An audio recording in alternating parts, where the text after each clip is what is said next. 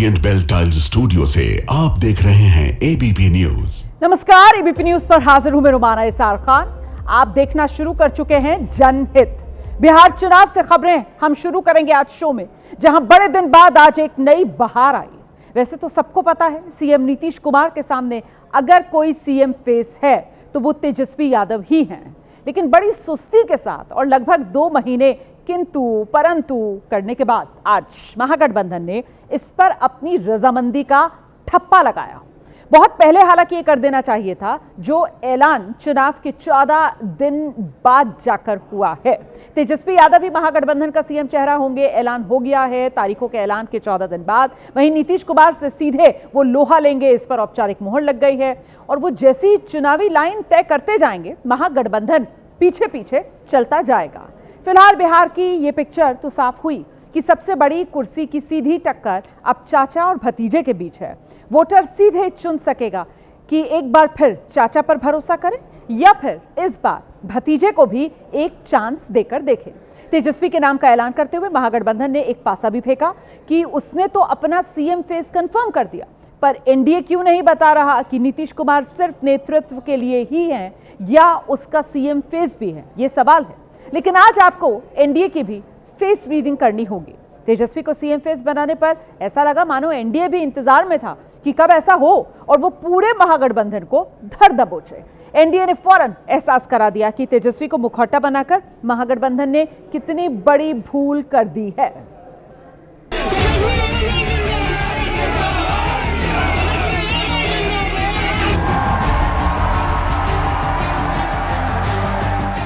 बिहार के चुनाव में खूब जमेगा रंग, चाचा और भतीजे में होगा सीधा रण।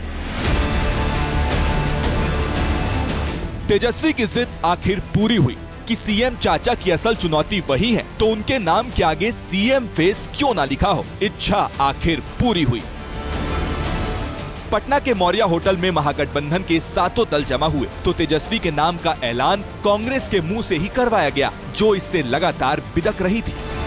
अगले मुख्यमंत्री चेहरे के रूप में तेजस्वी यादव जी को हम लोग सपोर्ट करते हैं, जो एक नौजवान है, लंबा फ्यूचर है इनके साथ में। और मेरा अनुभव से मैं कह सकता हूं, जिसका लंबा फ्यूचर होता है पब्लिक उनको साथ देती है। ये नौजवान है, कमिटमेंट रखते हैं। पिछली बार भी जो उन्होंने स्लोगन दिए थे, नौकरी के दो या कोई दो, या जो वादे किए थे उसमें खरे उतरे। तेजस्वी की बारी आई तो सबको थैंक यू कहने के बाद बोले, महागठबंधन के पास तो सीएम चेहरा है, अब एनडीए बताए कि उसका चेहरा नीतीश ही है या नहीं। भाजपा के लोग नीतीश जी को दोबारा मुख्यमंत्री नहीं बनाएंगे। यह लगातार 20 साल से एनडीए की सरकार है, हमेशा से मुख्यमंत्री का चेहरा आप लोगों ने घोषित किया। आखिर क्या कारण है कि इस बार आप नीतीश कुमार जी का मुख्यमंत्री के चेहरे का नाम का घोषणा क्यों नहीं कर रहे? तेजस्वी इसके बाद तमाम मुद्दों पर बोले, लेकिन एनडीए भी इंतजार में था कि एक बार जरा भ्रष्टाचार के मुद्दे पर कुछ बोलें तो फिर जवाब दिया जाए। करप्शन से तेजस्वी कभी भी कॉम्प्रोमाइज नहीं करेगा। तेजस्वी की परछाई भी अगर गलत काम करेगी तो उसको भी तेजस्वी सजा दिलाने का काम करेगा। जैसे ही तेजस्वी ने भ्रष्टाचार मुक्त बिहार की बात कही, बीजेपी पूरा पोथी पत्रा लेकर तैयार थी। पार्टी ने प्रेस कॉन्फ्रेंस करके आरोपों का तोपखाना खाली कर दिया। उन्होंने कहा कि हम भ्रष्टाचार पर 0 टॉलरेंस करेंगे। जरा मुझे बताइए कि आप भ्रष्टाचार की किस कहानी में विश्वास करते हैं? अपनी खुद की, अपने पिताजी की, अपनी माताजी की, या अपने बाकी सहयोगियों की? तो माननीय नामित मुख्यमंत्री जी या दावा करने वाले मुख्यमंत्री महागठबंधन के, आपके पिताजी को 32.5 साल की सजा होती। चारा घोटाले से शुरू करके बीजेपी करप्शन के उन किस्सों तक आई जब तेजस्वी राज्य के डिप्टी सीएम थे। तो श्रीमान तेजस्वी यादव, आप 420 आईपीसी के आरोपी हैं, सजा है 7 साल। होटल लो, जमीन दो, नौकरी लो, जमीन दो। कोर्ट ने सारे मामलों को देखा और कहा कि ये गंभीर मामला है भ्रष्टाचार का और 420 का, क्योंकि पुराना ट्रांजैक्शन है, इसलिए नया नहीं लगता है। रहा सवाल तेजस्वी के इस सवाल का कि बीजेपी नीतीश को सीएम चेहरा क्यों घोषित नहीं कर रही। बीजेपी ने कहा कि ये सवाल ही बेसिर पैर का है। कोई वैकेंसी है क्या? कहिए, कोई वैकेंसी है क्या? अब वैसे तो किसी भी चुनाव में ये वोटर पर निर्भर करता है कि वोट मुद्दों पर करें या फिर चेहरे पर वोट करें। चुनाव में चेहरे की भी कीमत बड़ी है क्योंकि उसकी क्रेडिबिलिटी जुड़ी होती है। अब क्योंकि तेजस्वी सीएम उम्मीदवार प्रोजेक्ट कर दिए गए हैं तो एक तुलना भी कर लेते हैं, नीतीश के आगे तेजस्वी कहां टिकते हैं। शुरुआत करेंगे सबसे पहले बात अनुभव की बात करें तो नीतीश कुमार का राजनीतिक अनुभव 40 साल का, तेजस्वी यादव का महज 10 साल का।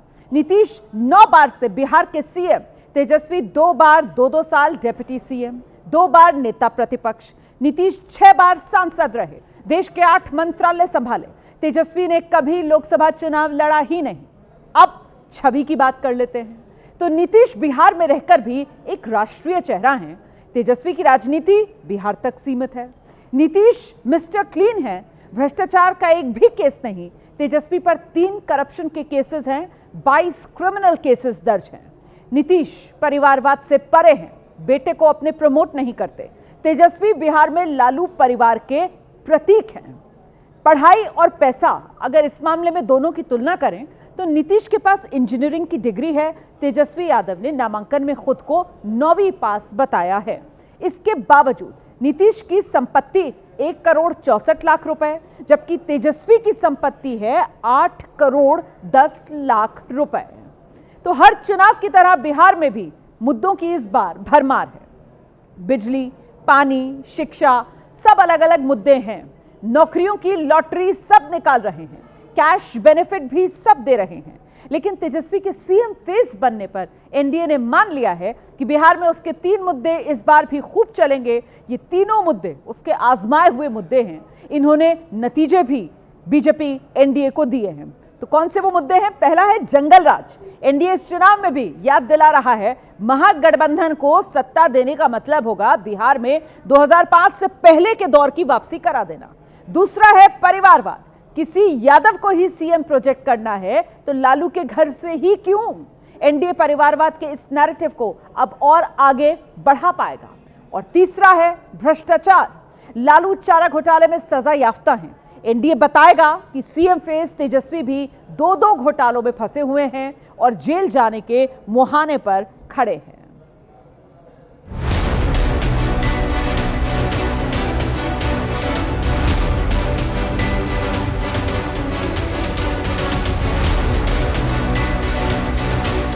सत्ता में भ्रष्टाचारी का बेटा बनने का सपना देख रहा है। ये तो चोरी के आरोप में जो व्यक्ति पंजीकृत अपराधी हो चुका हो, उसको चोर के बेटा को मुख्यमंत्री का उम्मीदवार बनाया।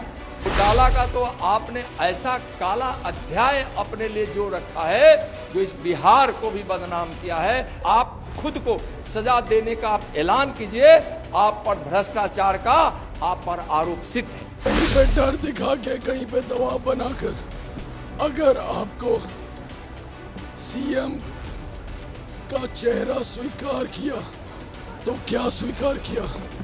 इसका मतलब स्वाभाविक स्वीकार्यता गठबंधन के भीतर आपके चेहरे को लेकर नहीं है। पहले से मालूम है कि लालू जी का जंगल राज अगर लौटेगा तो उनका लड़का तेजस्वी यादव मुख्यमंत्री बनेगा। इसमें नई बात क्या है? बहुत विलंब हो गया। 243 विधानसभा सीट है, 255 उम्मीदवार लड़ रहे हैं। 420 के आरोपी Tejashwi Yadav, land for job के अभियुक्त तेजस्वी यादव।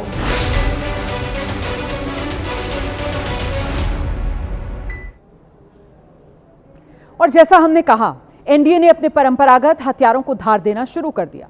प्रधानमंत्री मोदी कल बिहार जा रहे हैं। इससे पहले उन्होंने बिहार के बूथ कार्यकर्ताओं से आज फोन पर संवाद किया। उसमें साफ कर दिया कि लालू के जंगलराज को बिहार 100 साल तक नहीं भूलने वाला। ये वोट की ताकत है और मैं मानता हूं कि हिंदुस्तान में वोट की ताकत सबसे ज्यादा अगर किसी को समझ है तो मेरे बिहार के भाई बहनों को है। और इसीलिए जंगल राज को एक बार हटाने के बाद आज किसी भी हालत में जंगल राज को वापस आने देना नहीं चाहते हैं। हमने 2014 के बाद से बहुत मेहनत की है। एनडीए ने जंगल राज के अंधेरे से निकालकर बिहार को विकास की नई रोशनी में लाने का काम किया है।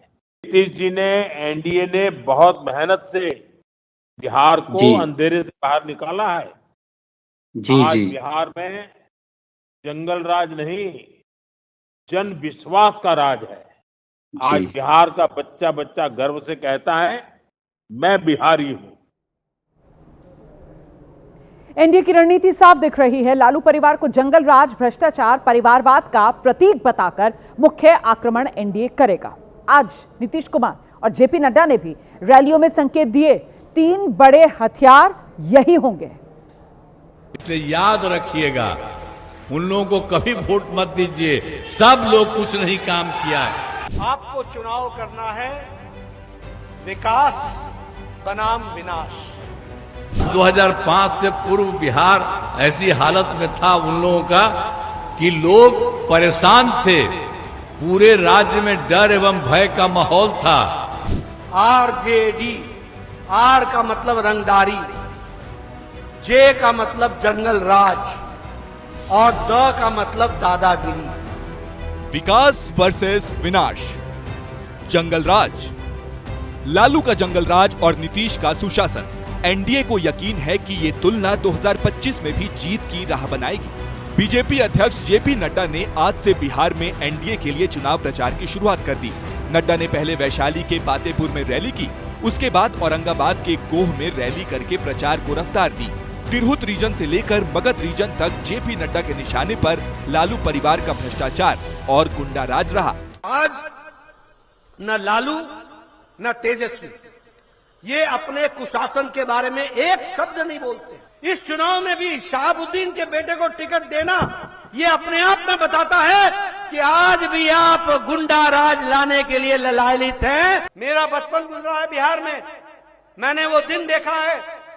यहां पर भी आप लोग 4 बजे के बाद शाम को नहीं निकल सकते थे। क्या ये सच्चाई है कि नहीं है? अपहरण उद्योग बन गया था। यह उद्योग का धंधा कहीं और से नहीं, उस समय के मुख्यमंत्री के निवास स्थान से चल रहा था। फिरौतियों के समझौते हुआ करते थे मुख्यमंत्री निवास में। ये जंगल राज का नमूना था। वहीं एनडीए के धुआंधार प्रचार की कमान जेडीयू की तरफ से खुद सीएम नीतीश कुमार ने भी संभाल रखी है।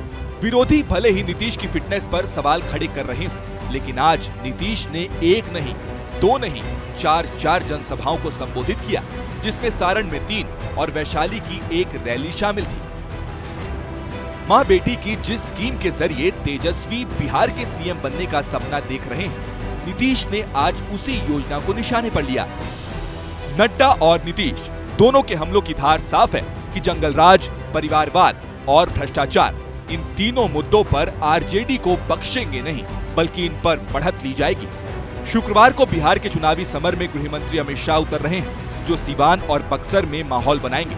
25 अक्टूबर को उनकी जनसभाएं नालंदा, मुंगेर और खगड़िया में होंगी। इसी दिन पीएम मोदी भी बिहार में होंगे।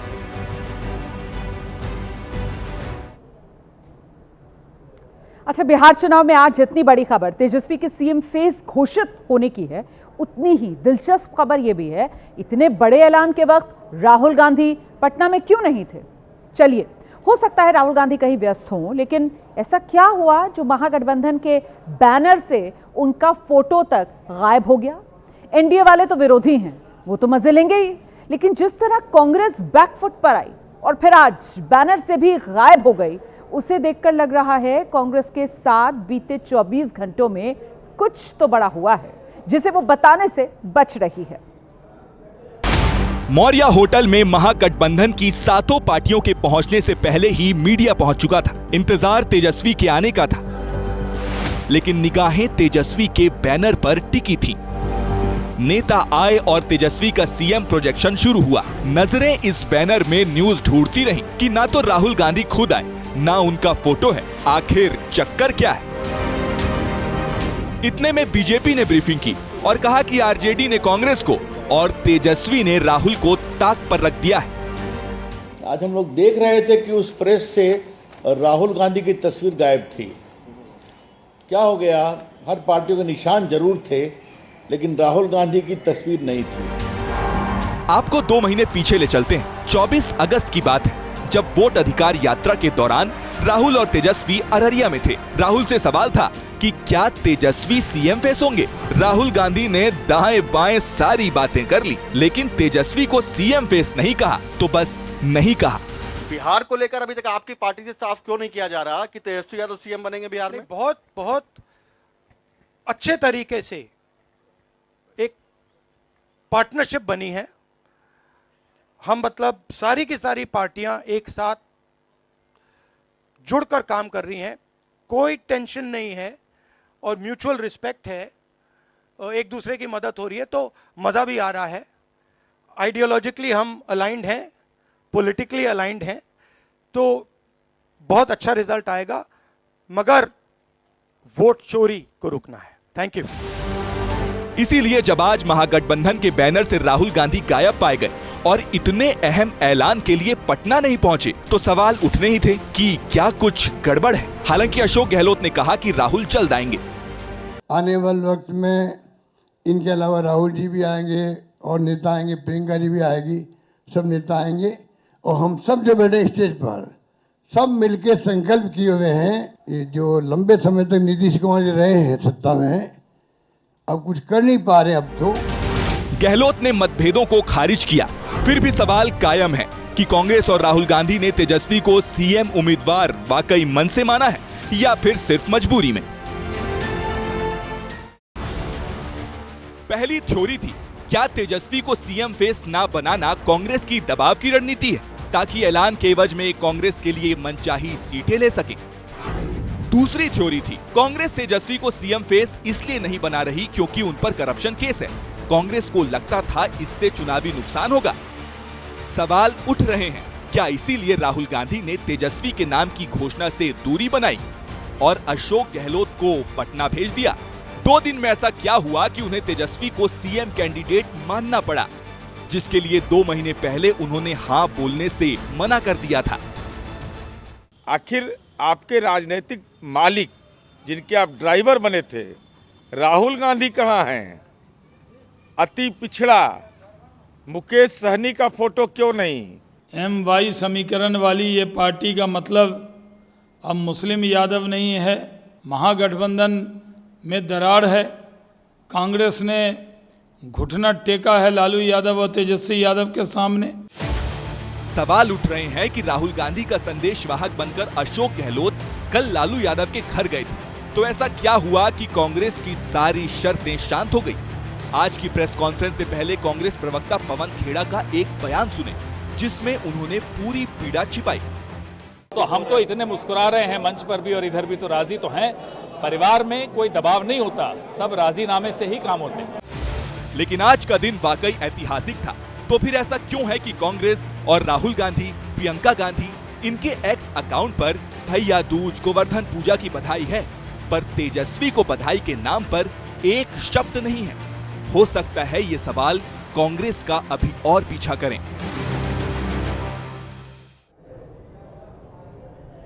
तो कांग्रेस पार्टी न मनचाही सीटें ले पाई और न ही तेजस्वी को सीएम फेस बनने से रोक पाई। लेकिन वीआईपी के मुकेश सहनी ने जो चाहा वो उन्हें मिला। सहनी की प्रेशर पॉलिटिक्स काम आई और महागठबंधन ने जैसे तेजस्वी को सीएम फेस घोषित किया, वैसे ही मुकेश सहनी को भी उसी मंच से डिप्टी सीएम फेस घोषित कर दिया गया। ये 2.5% मल्हा वोटर्स को खुश करने का दाव है, लेकिन एनडीए ने यहां भी पेच निकाल दिया। कहा 2.5% मल्लाहों को लड्डू और 18% मुसलमानों को कद्दू। क्या गुणा भाग है इसके पीछे? इस रिपोर्ट में देखिए आप।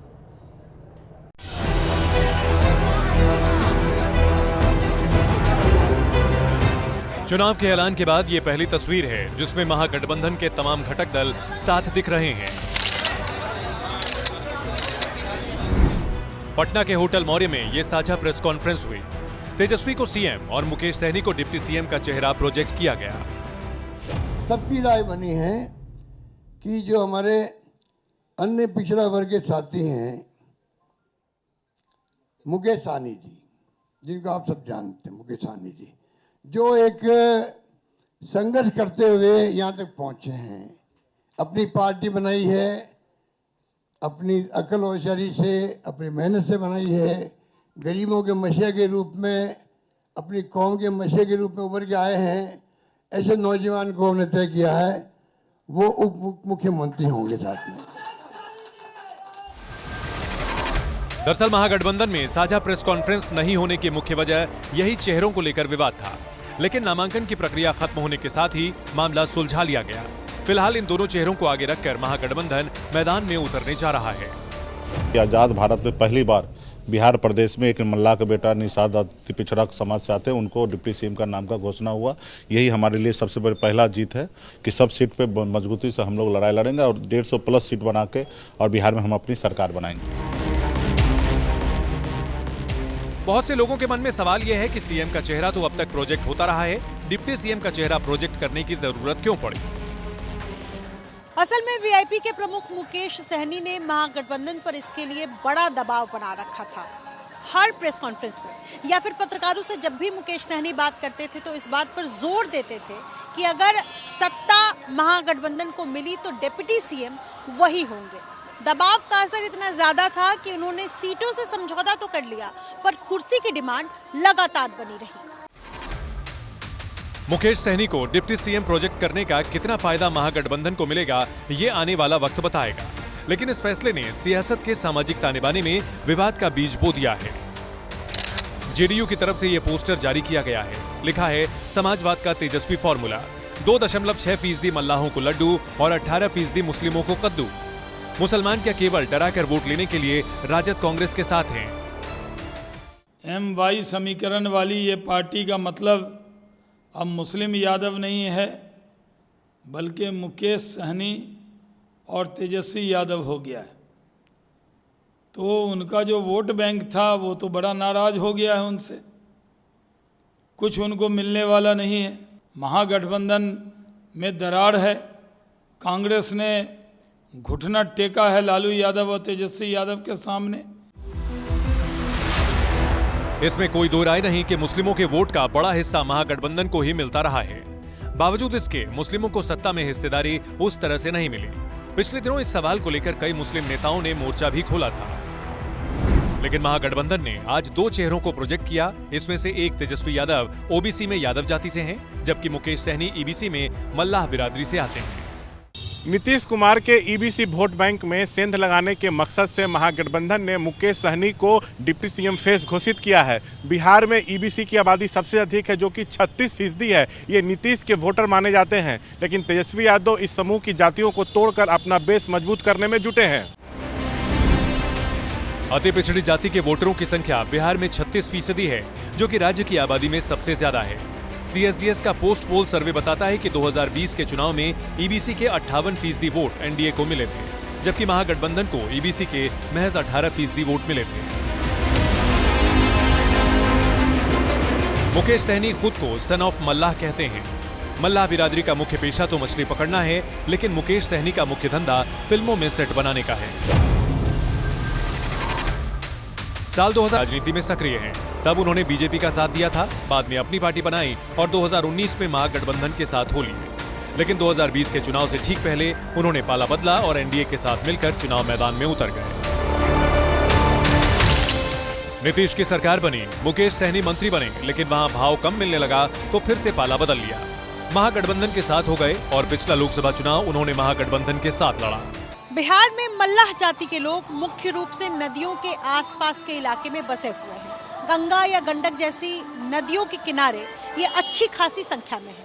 पूर्वी चंपारण, मुजफ्फरपुर, दरभंगा या मधुबनी में इनकी संख्या इतनी ज्यादा है कि ये उस इलाके में चुनाव जिताने या हराने की ताकत रखते हैं।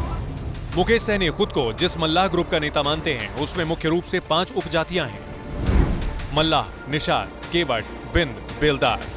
5 से 6% इस ग्रुप की कुल आबादी मानी जाती है। इस वक्त मुकेश सहनी इस समूह के सबसे बड़े नेता हैं। मुकेश सहनी की सियासत को कमजोर करने के लिए ही बीजेपी ने मल्लाह नेताओं को इस चुनाव में साधना शुरू किया है। कल ही आरजेडी के नेता और पूर्व सांसद अनिल सहनी को बीजेपी में शामिल कराया गया। उससे पहले पूर्व सांसद अजय निषाद को कांग्रेस से वापस लाकर पत्नी रमा निषाद को चुनाव मैदान में उतारा। इसी मल्ला समाज के राजभूषण चौधरी केंद्र में मंत्री भी हैं। मल्लाहों का वोट एनडीए को मिलता रहा है। मुकेश सहनी को डिप्टी सीएम प्रोजेक्ट करके उस वोट बैंक को अपने पाले में लाने की स्क्रिप्ट महागठबंधन ने लिख दी है। तो अब महागठबंधन में सीएम और डिप्टी सीएम फेस का सस्पेंस तो खत्म हुआ, लेकिन सीटों का सस्पेंस अब भी बाकी है। आज दूसरे फेज की नाम वापसी के लिए आखिरी तारीख, लेकिन सिर्फ 2 सीटों पर ही बात बन पाई, वरना तो बाकी सीटों पर महागठबंधन आपस में लड़ेगा। 12 सीटें ऐसी हैं जहां महागठबंधन वाले एनडीए से भी लड़ेंगे और आपस में भी भिड़ेंगे। मतलब 12 सीटों पर सिचुएशन है 7-7 भी और 2-2 हाथ भी।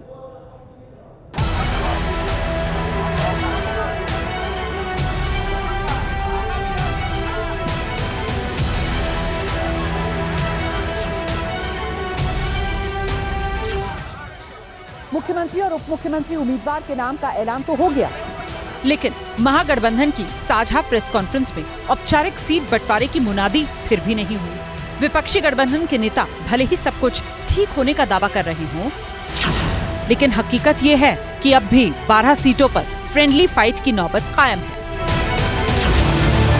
वो सीटें कौन सी हैं जहां महागठबंधन वाले एनडीए से भी लड़ेंगे और आपस में भी भिड़ेंगे, उस अंगणित को देखने से पहले आपसी नूरा कुश्ती पर विपक्ष के नेताओं को सुनिए। 5-6 सीटों में सिर्फ है आरजेडी और कांग्रेस का, आरजेडी और सीपीआई का 1-2 जगह होगा, आरजेडी और वीआईपी पार्टी का 2-4 जगह होगा। ये होता है। 243 सीटें हैं। जानते हैं कि अगर 1-2% कुछ इधर उधर हो उससे फर्क नहीं पड़ता।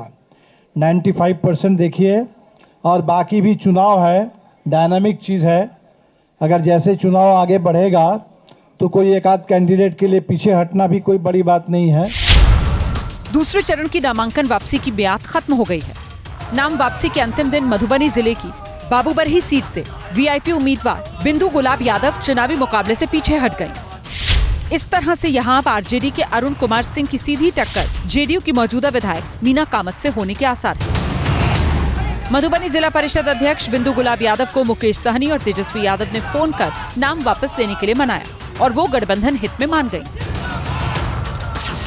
नवादा जिले की वारसिलीगंज सीट से भी कांग्रेस के सतीश सिंह उर्फ मंटन सिंह ने नाम वापस ले लिया। इस तरह से अब यहाँ भी बाहुबली अशोक महतो की पत्नी और आरजेडी उम्मीदवार अनीता देवी की सीधी भिड़ंत बीजेपी की अरुणा देवी से होने की उम्मीद है। हालांकि सच ये है कि कांग्रेस के मंटन सिंह ने बेमन से अपनी उम्मीदवारी वापस ली। पार्टी अब मान लीजिए दबाव में आ गई। किसके दबाव? यही जानना है। कुछ छुट भैया नवादा के नेता के दबाव में, कुछ छुट भैया नेता। तेजस्वी का ही दबाव में पार्टी आपके क्या? नहीं, यहाँ नवादा के लोकल कोई छुट भैया नेता है, उस सबके दबाव में। कौन है वो? अब नाम हम कहला बतावेंगे किसी का। 2 सीटों पर भले ही महागठबंधन को राहत मिली हो, लेकिन 12 सीटों पर आफत अब भी जस की तस है, क्योंकि बेलदौर में महागठबंधन से आईआईपी की तनीषा भारती और कांग्रेस के मिथिलेश निषाद, सुल्तानगंज से आरजेडी के चंदन सिंह और कांग्रेस के ललन यादव, नरकटियागंज से कांग्रेस के शाश्वत केदार पांडे और आरजेडी के दीपक यादव, करगहर से सीपीआई के महेंद्र गुप्ता और कांग्रेस के संतोष मिश्रा, बिहार शरीफ से सीपीआई के शिव प्रकाश यादव और कांग्रेस के उमेर खान, राजापाकर से सीपीआई के मोहित पासवान, कांग्रेस की प्रतिमा दास, बछवाड़ा से सीपीआई के अवधेश राय और कांग्रेस के शिव प्रकाश गरीब दास, गोराबोराम से आरजेडी के अफजल अली और वीआईपी के संतोष सहनी, कहलगांव से आरजेडी के रजनीश यादव और कांग्रेस के प्रवीण कुशवाहा, सिकंदरा से आरजेडी के उदय नारायण चौधरी और कांग्रेस के विनोद चौधरी, वैशाली से आरजेडी के अजय कुशवाहा और कांग्रेस के संजीव कुमार, चैनपुर से वीआईपी के बाल गोविंद बिंद और आरजेडी के ब्रिज किशोर बिंद चुनावी मैदान में डटे हैं। ऐसे में महागठबंधन की इस आपसी लड़ाई पर एनडीए के नेता मजे ले रहे हैं। ये कौन सा गठबंधन है कि 243 सीट है और 255 सीट पर चुनाव लड़ रहा है, और गौराबोराम एक सीट है, वहां पर सीएम और होने वाले डिप्टी सीएम दावा करने वाले दोनों लड़ रहे हैं। ये बड़ा लचर गठबंधन है। महागठबंधन का संवाददाता सम्मेलन बड़ी देर भये नंदलाला कुल विधानसभा सीटों की संख्या है 243 और उम्मीदवार महागठबंधन के हैं 255। ये गणित तो भ्रष्टाचारियों का ही हो सकता है। और तेजस्वी यादव का केवल फोटो, आखिर आपके राजनीतिक मालिक जिनके आप ड्राइवर बने थे, राहुल गांधी कहाँ हैं? महागठबंधन वाले दोस्ताना जंग को रणनीति का नाम दे रहे हैं, लेकिन देखना यह भी होगा कि कहीं इससे चुनाव जीतने की उम्मीदों का काम तमाम ना हो जाए।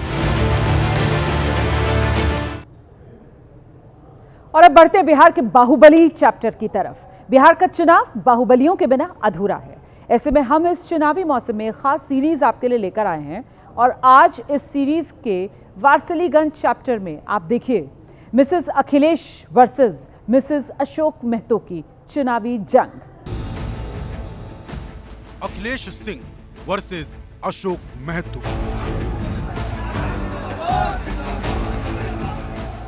वारिसलीगंज की ये सियासी अदावत 90 के दौर से चली आ रही है। अशोक महतो और अखिलेश सिंह के बीच वर्चस्व की लड़ाई और जातीय संघर्ष ने नवादा की मिट्टी को लहू से लाल किया। अपराध की दुनिया से शुरू हुई ये जानी दुश्मनी अब चुनावी अखाड़े तक आ पहुंची है, जहां कमान मिसेस बाहुबलियों के हाथ में है। वारिसलीगंज से आरजेडी ने अनीता महतो को टिकट दिया है, जो बाहुबली अशोक महतो की पत्नी है। तेजस्वी के हाथों सिंबल भले ही अनीता महतो ने लिया, लेकिन प्रचार की पूरी कमान अशोक महतो ने संभाल रखी है, जो वारिसलीगंज की जंग को अगड़ा बनाम पिछड़ा कर जीत का गणित बिठा रहे हैं। जो 2000 के दशक में जो लड़ाई यहाँ था, किससे हुआ, किस कारण हुआ, ये जग जाहिर है।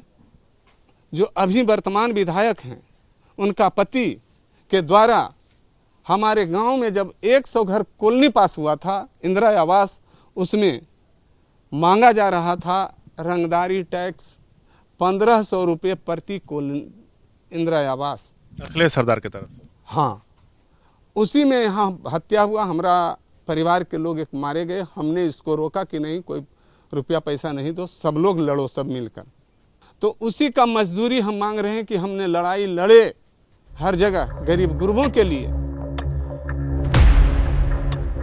90 के दशक में ट्रक ड्राइवर रहे अशोक महतो का नाम सुर्खियों में तब आया, जब जातीय संघर्ष के नाम पर सवर्णों की हत्या के आरोप लगे। साल 2000 में अपसड़ गांव का जो चर्चित नरसंहार हुआ, उसमें अशोक महतो का नाम सामने आया।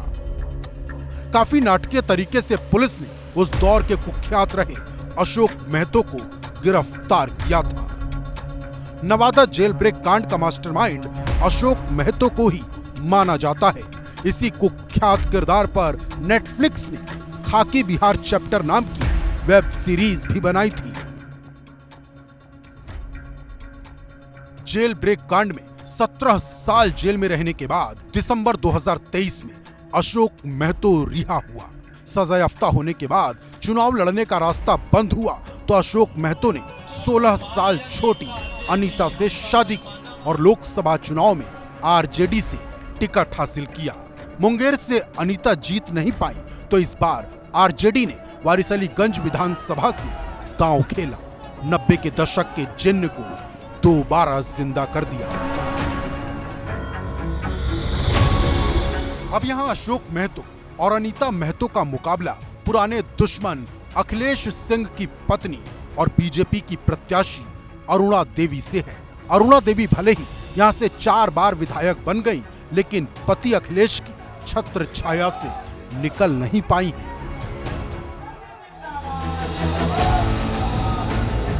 यह तस्वीरें अरुणा देवी के नामांकन रैली की है, जब यूपी के डिप्टी सीएम केशव मौर्य और उत्तराखंड के मुख्यमंत्री पुष्कर सिंह धामी कार्यक्रम में मौजूद थे। मंच पर अखिलेश सिंह भी नजर आ रहे थे। वह क्या बोलता है उस विषय में हम नहीं जाते, क्योंकि अगर आपको बता रहे हैं कि बहुजन, तो बहुजन में वही वो नेता है जो हरिजन समाज को 72 बीघा दलित लोगों को वहाँ से उजाड़ दिए, और इतना लंबी फहरिस्त है कि जिस समाज को बहुजन कर रहे हैं उसी समाज को प्रताड़ित किया है। वो कोई ऐसा समाज नहीं है बिहार की राजनीति में, बिहार के परिदृश्य में, बिहार की धरती पर कोई ऐसा समाज नहीं है जो समाज उस व्यक्ति से पीड़ित नहीं है। वारिसलीगंज में अशोक महतो और अखिलेश सिंह के बयान जाति के इर्द गिर्द दिए गए हैं। ऐसे में वारिसलीगंज का जातीय समीकरण समझना भी जरूरी हो जाता है। वारिसलीगंज भूमिहार बहुल सीट है। दूसरे नंबर पर यादव और तीसरे नंबर पर कुर्मी वोटर्स की संख्या है। चौथे नंबर पर दलित वोटर और पांचवें नंबर पर मुस्लिम मतदाता हैं। वारिसलीगंज में आरजेडी के साथ साथ कांग्रेस के उम्मीदवार सतीश कुमार सिंह उर्फ मंटन सिंह भी मैदान में थे, लेकिन आज मंटन सिंह ने अपना नाम वापस ले लिया है, जिसके बाद साफ है कि वारिसलीगंज में सीधा मुकाबला आरजेडी और बीजेपी के बीच होगा। जातीय संघर्ष से शुरू हुई अशोक महतो और अखिलेश सिंह की अदावत का सियासी फैसला 3 दशक बाद भी जातीय समीकरण ही तय करेंगे।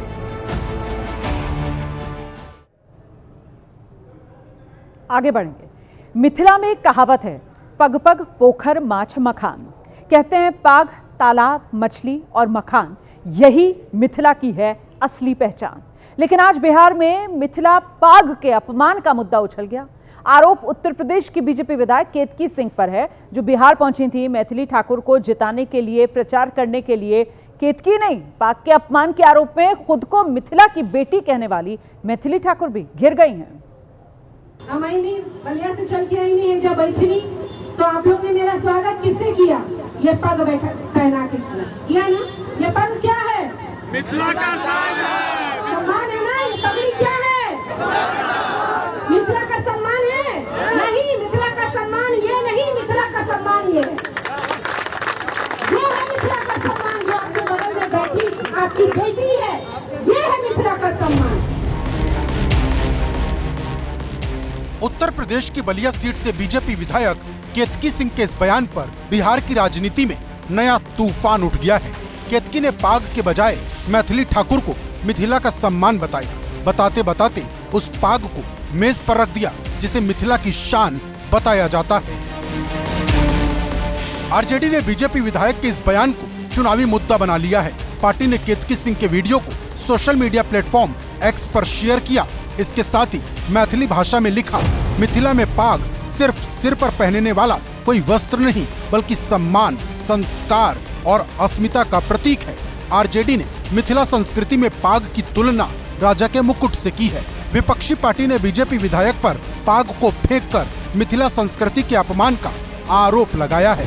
हालांकि केतकी सिंह ने पाग को फेंका नहीं, बल्कि टेबल पर रख दिया। लेकिन ये सच है कि उन्होंने इस पाग के बजाय बीजेपी उम्मीदवार और लोक गायिका मैथिली ठाकुर को मिथिला का सम्मान बताया। ये पग क्या है? मिथिला का सम्मान है ना। ये पगड़ी क्या है? मिथिला का सम्मान है? नहीं, मिथिला का सम्मान ये नहीं, मिथिला का सम्मान ये है। पाग, माछ और मखान को मिथिला की पहचान बताते हैं, लेकिन अब विपक्षी दल के नेता बीजेपी पर मिथिला की पहचान और सम्मान को ठेस पहुंचाने के आरोप लगा रहे हैं। मिथिला का अपमान है, जनकनंदिनी सीता का अपमान है। हमारी जनकनंदिनी सीता से भी सम्मानित इस धरती पर कोई हो सकता है? मैं तो उस बहन को जिन्होंने इस तरह से किया है, जोश में किया है, उन्हें तो पूरे मिथिला से एक बार हाथ जोड़कर माफी मांगनी चाहिए। अपमान का आरोप यूपी की फायर ब्रांड बीजेपी विधायक केतकी सिंह पर है, जो इन दिनों दरभंगा के अलीनगर से अपनी पार्टी की उम्मीदवार मैथिली ठाकुर के प्रचार में जुटी हैं। वैसे केतकी ही नहीं, खुद मिथिला की बेटी मैथिली ठाकुर पर भी पाग के अपमान का आरोप लगा है। आधार ये वीडियो है, जिसमें वो पाग में मखाना रखकर खाती नजर आ रही हैं। मिथिलांचल एनडीए का मजबूत गढ़ माना जाता है, लेकिन पाग के अपमान को उछालकर महागठबंधन इस गढ़ को भेदने की कोशिश में रत्ती भर कमी नहीं छोड़ेगा। ऐसे में देखना होगा कि बीजेपी विपक्ष के इस नैरेटिव की काट में क्या दांव चलती है। और अब बात करेंगे उस हुजूम की जो छठ मनाने के लिए बिहार लौट रहा है। छठ महापर्व के लिए अब तक 1 करोड़ लोग बिहार लौट चुके हैं। जैसे केंद्र स्पेशल ट्रेन चला रहा है, वैसे ही बिहार सरकार ने भी स्पेशल बसेस चलाई हैं, लेकिन अच्छा खासा किराया देने के बाद भी जगह को लेकर मारामारी है। बिहार जाने वाले यात्रियों की भीड़ बसों में भी देखने को मिल रही है। एकदम खचाखच भीड़ जो है वो लोगों की देखने को मिल रही है। कहाँ सीट मिली भैया, पैसा ले लिए, बोले कि जाओ, अल्लाह के लाद दिए, पैसा नहीं है, नीचे बैठ के जाना पड़ रहा है। यही सीट है।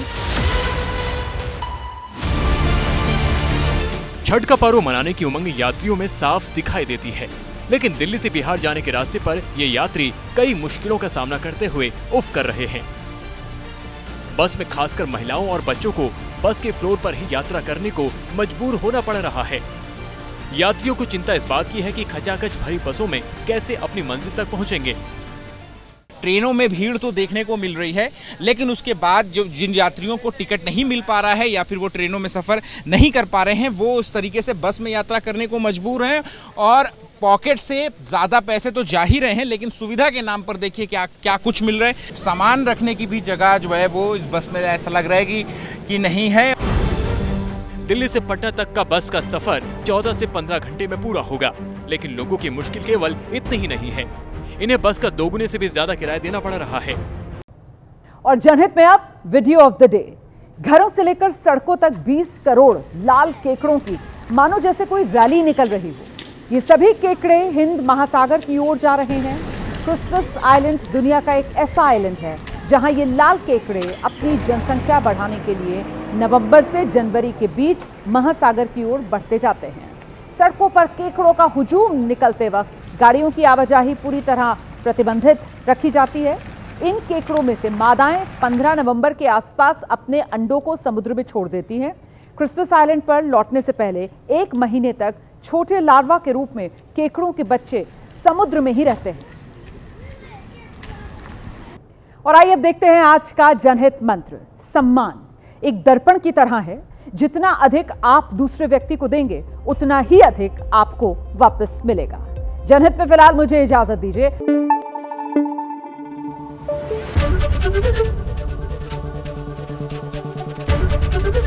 एबीपी न्यूज आपको रखे आगे।